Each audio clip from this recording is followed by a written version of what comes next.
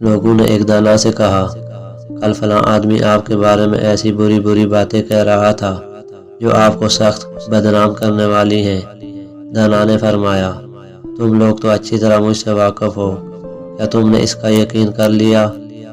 لوگوں نے کہا، ہرگز نہیں، مگر جناب ہر شخص تو واقف نہیں کہ اس کے ساتھ جھوٹ میں تمیز کر سکے، بہتر ہے کہ اس کی زبان کو ادب کی لگام دی جائے۔ دانا نے جواب دیا، میں حاکم نہیں کہ سزا دے سکوں، بس کوئی اور ہی تدبیر مناسب ہے۔ تھوڑی ہی دیر گزری تھی کہ بدزبان بھی آ گیا۔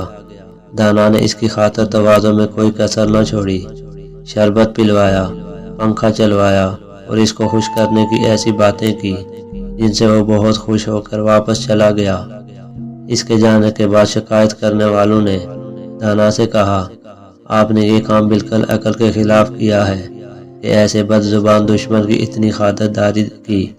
دانا نے جواب دیا، تم سمجھے نہیں کہ میں نے کس طرح اس کے دل کو اخلاق کے جیل خانے میں اور زبان کو ادب کی زنجیر میں قید کر لیا ہے۔ بس 2-4 ملاقاتوں میں یہ قید اور بھی سخت ہو جائے گی، جس کے بعد اسے میرے خلاف کہنے کی کبھی ہمت نہ رہے گی۔